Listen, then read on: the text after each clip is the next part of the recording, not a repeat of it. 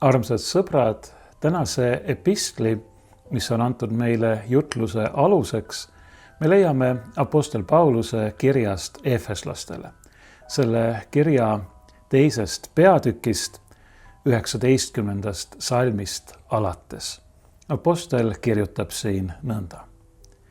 Järelikult ei ole te nüüd enam võõrad ja majalised, vaid pühade kaaskodanikud ja Jumala kodakondsed, ehitatud hooneks apostlite ja prohvetite alusele, mille nurgakiviks on Kristus Jeesus ise.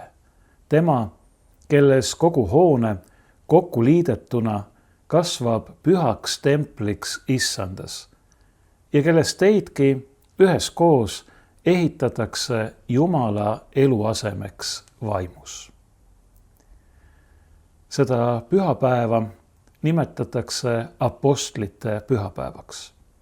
Järelikult on selle kirjalõigu keskmes apostel Pauluse sõnad sellest, et me oleme ehitatud hooneks apostlite ja prohvetite alusele. See on see, mida sel apostlite pühapäeval tahetakse rõhutada. Ja see on väga hea rõhuasetus, sest see paneb meid küsima, mis see apostlite ja prohvetite alus siis on. Alus, millele me oleme rajatud hoonena, mille nurgakiviks on Kristus Jeesus ise. See tähendab, et kuigi me räägime siin apostlite ja prohvetite alusest, on tõeline alus ikkagi Jeesus Kristus. See tuletab mulle meelde Matteuse evangeeliumi 16. peatüki, kus Jeesus küsib oma apostlite käest, kelle inimesed ütlevad tema inimese poja olevat. Ja kõikide apostlite nimel vastab Peetrus ja vastavad ka teised ning ütlevad, et mõned ütlevad üht, mõned ütlevad teist, aga kõik need vastused on, kui mitte valed, siis vähemalt poolikud või ebapiisavad. Võite sellest ise lugeda sealt Matteuse evangeeliumi 16. peatükist. Ja siis küsib Jeesus, aga teie, kelle teie ütlete minu inimese poja olevat? Ja nüüd vastab Peetrus juba üksinda kõikide apostlite nimel, sina oled Kristus või nagu vahel ka tõlgitakse, kasutades heebrea keelest tulenevat sõna, sina oled Messias, elava Jumala poeg. Sina oled Kristus, elava Jumala poeg.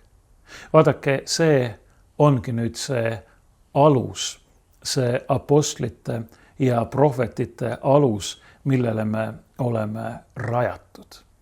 Mulle tuleb meelde, ma arvan, et ma olen seda teiega varemgi jaganud, et siis, kui mind ordineeriti vaimulikuks, seda tegi peapiiskop Kuno Pajula, siis ta valis oma ordinatsioonikõne aluseks küsimuse. Ja see küsimus oli, kes on see Jeesus? Kes see Jeesus selline on? See on sama küsimus, mille esitas Jeesus apostlitele. Kelle te ütlete minu olevat? Kes on see Jeesus? See on kõige olulisem küsimus, sest vastusest sellele küsimusele sõltub tegelikult mitte ainult see, kas me oleme tõe või vale poolel, vaid sellest sõltub meie igavik. Kui me tunnistame koos Peetrusega ja teiste apostlitega, et Jeesus on Kristus, Messias, elava Jumala poeg, meie päästja, kui me võtame usus omaks kõik selle, mida pühakiri ja kirik meile tema kohta õpetavad, siis me pärime igavese elu ja õndsuse. Kui me aga seda vastu ei võta, omaks ei võta, kui me sellest lahti ütleme, siis me ütleme lahti ainsast, kes võiks meid päästa hukatusest. Ainsast, kes võiks meile kinkida elu või õigemini, kes on meie elu. See apostlite ja prohvetite alus on tunnistus Jeesusest Kristusest kui Jumala elavast pojast, meie issandast, meie õnnistegijast. Isa ainusündinud pojast, kes on igavene nagu isa, kes on Jumal, tõelisest Jumalast, sündinud enne kõiki aegu, olemuselt ühtne isaga ning kes on meie inimeste pärast ja meie õndsuseks, meie päästmiseks tulnud taevast alla, saanud neitsist Maarjast inimeseks, on kannatanud ja ristil surnud ja surnuist üles tõusnud ja taevasse läinud ning tuleb taas kohut mõistma elavate ja surnute üle. See on meie usk ja elu andvaks ei tee seda muidugi mitte see, et see on meie usk, et mina seda usun, vaid see, et Jumal ongi kõike seda teinud, mida me usume, et Jumal ongi kõike seda, mida me tema kohta ütleme ja temast tunnistame. See on see, mis on möödapääsmatult oluline. Kui te märkasite, siis see tänane epistel algab sõnakesega järelikult. Järelikult ei ole te nüüd enam võõrad ja majalised, vaid pühade kaaskodanikud ja Jumala kodakondsed. See järelikult siin viitab ju eelnevale, sellele, millest Paulus on just rääkinud. Ja see, millest ta on rääkinud, on see, et Jeesus Kristus on meid Jumalaga lepitanud oma risti läbi, oma risti surma läbi. Meid, kes me olime Jumalast kaugel, Jumalast võõrdunud, isegi lausa ilma Jumalata, nii nagu ta siin veidi eespool ütleb. Ja see tähendab ka ilma igasuguse lootuseta. Meid, kes me olimegi tõeliselt võõrad, on ta Jumalaga lepitanud. Nii et me oleme saanud Jumala riigi kodanikeks ja Jumala kodakondseteks või nendeks, kes kuuluvad Jumala perekonda. Meist on saanud Jumala lapsed, meist kõigist. Need apostel Pauluse sõnad on suunatud eeskätt endistest paganatest kristlastele. Nendele, kes olid justkui topelt Jumalast eemal.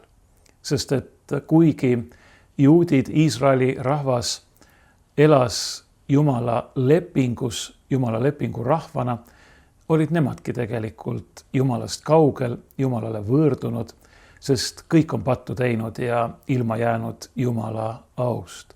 Aga need endised paganad olid seda veel justkui topelt, sest et nemad ei kuulunud ju isegi selle Vanatestamendi lepingu rahva hulka.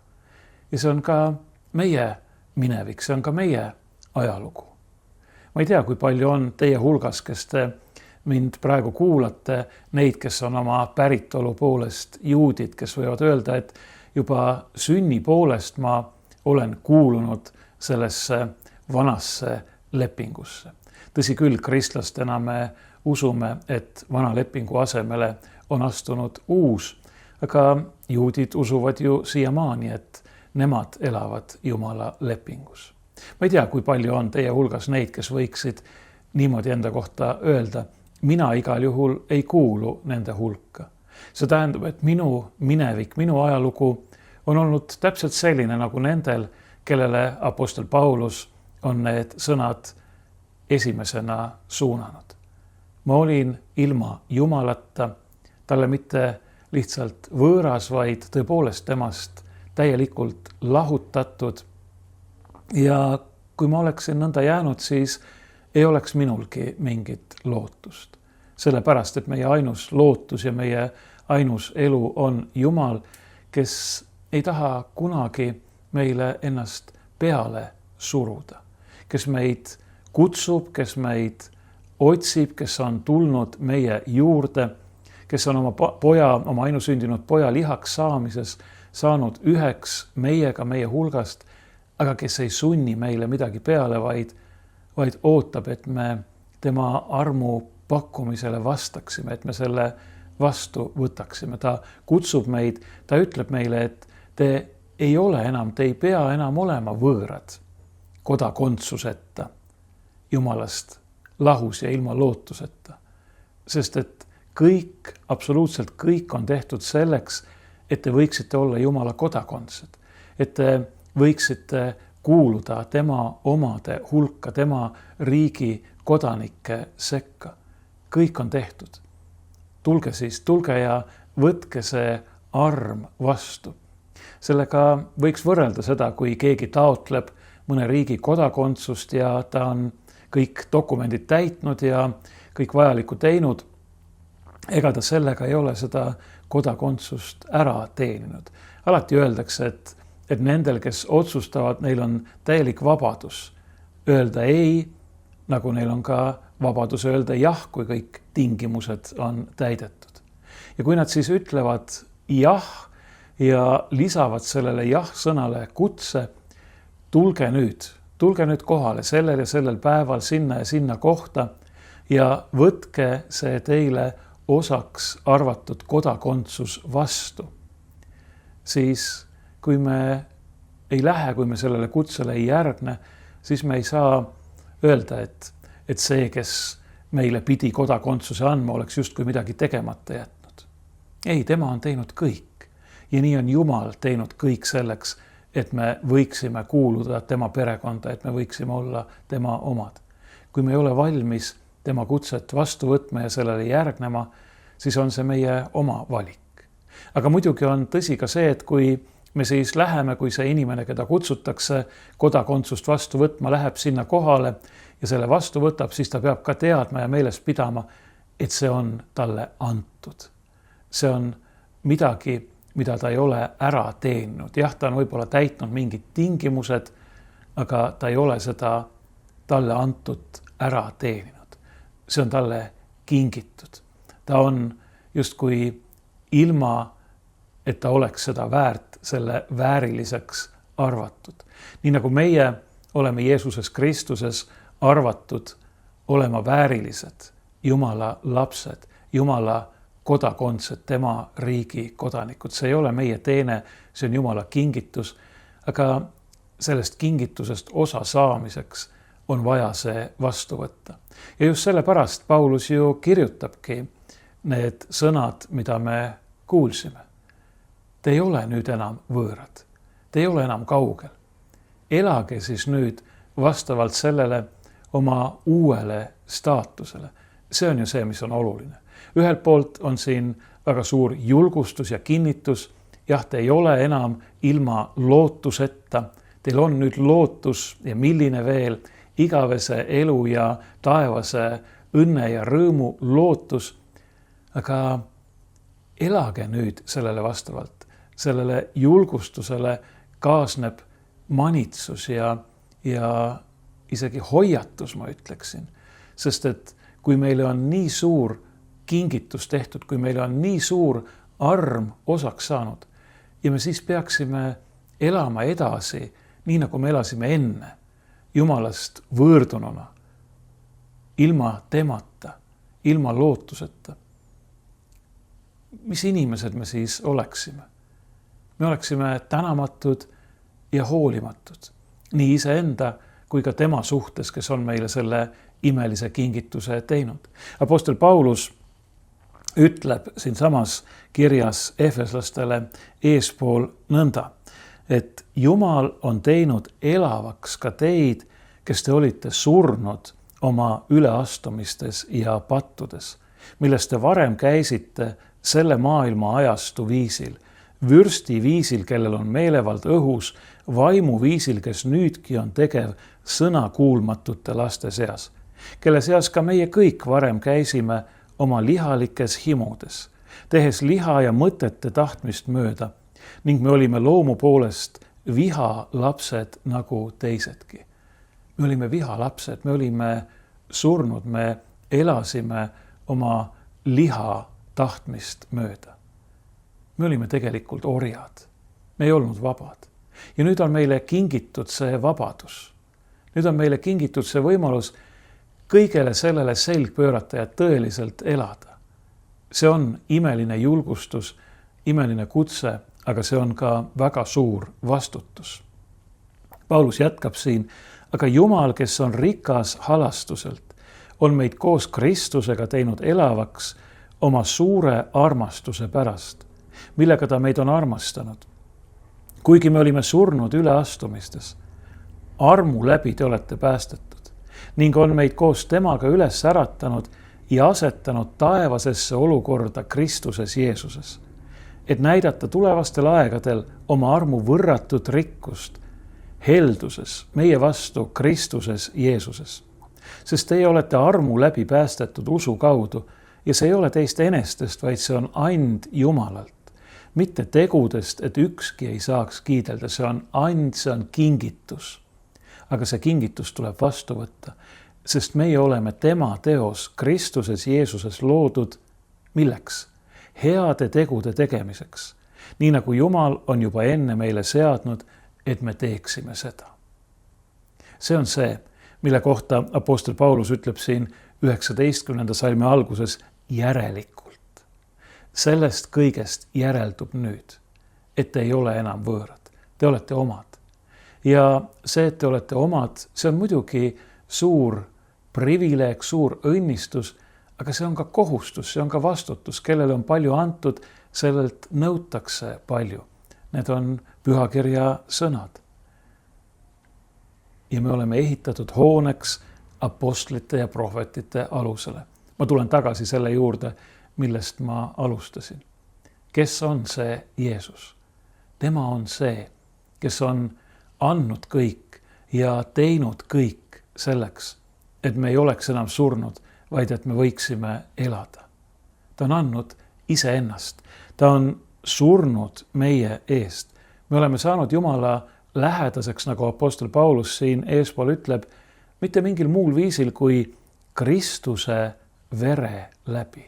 Tema valas oma vere meie eest. Ja temas on lõhutud või kistud maha vahesein, mis lahutab inimesi üksteisest. Paulus peab silmas eeskätt juute ja paganaid, aga mis lahutab ka kõiki inimesi, kogu inimkonda Jumalast. Ta on selle vaheseina maha kiskunud, kuidas? Ristil meie eest surres. Võiksime öelda, et ta justkui võttis ise enda peale selle vaheseina kehastamise ja laskis selle risti lüüa, see tähendab ära kaotada. See on see hetk, kus Jeesus ristil olles hüüab, mu Jumal, miks sa oled mu maha jätnud? Tema, kes on ise Jumala poeg, võttis enda peale, enda kanda täielikult selle meie Jumalast lahutatuse needuse. Kirjas Galaatlastele ütleb apostel Paulus, et Jumal on teinud ta needuseks meie eest. Ta võttis kõik selle enda peale, selleks, et meie võiksime elada. Seda on ta teinud meie heaks. See ei ole midagi väikest, midagi lihtsat, see ei ole mingi nali, vaid ta tõepoolest andis ennast kuni lõpuni. Milleks? Selleks, et meie võiksime elada, et me ei kuuluks enam surnute hulka ja et me elaksime tõelist elu. Jumala laste elu, sellist elu, mis on kantud ja juhitud tõelisest vabadusest, kus me ei ole enam liha ülekohtu ega patu orjad. Sest selle kõik on ta enda peale võtnud ja lasknud ristile naelutada. Selleks, et meil oleks ligipääs isa juurde, nii nagu apostel Paulus ütleb, et me ei oleks enam võõrad ja majalised, et me oleksime pühade kaaskodanikud ja Jumala kodakondsed, et me oleksime ehitatud üles selleks hooneks, mis on rajatud apostlite ja prohvetite alusele ja mille nurgakiviks on Kristus Jeesus ise, hooneks, mis on Jumala enda eluase. Kui ma ütlen, et Jumal on andnud oma poja, Kristus on andnud ennast selleks, et meie võiksime elada, siis me ei tohi unustada, et tema on meie elu. Tema elab meie sees ja seetõttu me elame. Ta on tulnud, et meid otsida, et meid kutsuda, et me ei oleks temast enam kaugel. Väga lihtsalt öeldes, kes on Jumalast kaugel, kes on Jumalast lahus, see on surmameelevallas, ja kes on Jumalaga ühendatud, selle sees elab elu ise. Ja teda ehitatakse jätkuvalt üles pühaks templiks issandas. Ta kasvab pühaks templiks issandas ja Jumala eluasemeks vaimus. See on see meie kutsumus. Me teame, et inimene koosneb ihust ja hingest. Ja me teame, et kui hing lahutatakse ihust, me nimetame seda surmaks, siis inimene sureb ja tema ihu saab taas põrmuks. Aga kui meie tõeline elu on Jumal ise, kes on surematu ja igavene, kui tema võtab meid oma eluasemeks, kui tema ehitab meid üles oma püha templina, siis on meil elu. Ja mitte ainult selles mõttes igavene elu, et see ei lõppe, vaid ka selles mõttes tõeline ja igavene elu, et see on selline elutäius, mida me tegelikult praegu ei oska veel päriselt ettegi kujutada. See on midagi niivõrd imelist, et kui me ükskord tõepoolest oleme jõudnud pärale, kui me oleme seal taevases jumalikus täiuses, siis ma arvan, et me ei suuda ära imestada, imetleda ega tänada seda, mida Jumal on meile kinkinud. Seda enam, et me teame, millist hinda ta on selle eest maksnud, et Kristus on tõepoolest valanud oma vere meie ees selleks, et meie võiksime selle imelise, igavese elu pärida. Jumal on imeline ja Jumal on armuline. Ja eks see on selline paras mõistatus minu meelest, miks ta ikkagi seda kõike tahab või miks tal meid nii-öelda tarvis on. No ega sellele paremat vastust ei ole kui see, mille annab apostel Johannes oma esimeses kirjas. Jumal on armastus. No kes siis on see Jeesus? Ta on Kristus, ta on Messias, ta on meie päästja, meie õnnistegija, elava Jumala poeg. Ta on see, kelles on saanud lihaks ja avalikuks armastuse täius. Ma ei ütle mitte Jumala armastuse täius, vaid ma ütlen tõelise armastuse täius, sest et Jumala armastus ongi tõeline armastus, millele võrdset ei ole olemas. Kes on see Jeesus? Tema on see, kes on andnud kõik selleks, et meie võiksime pärida elu ja armastuse täiuse.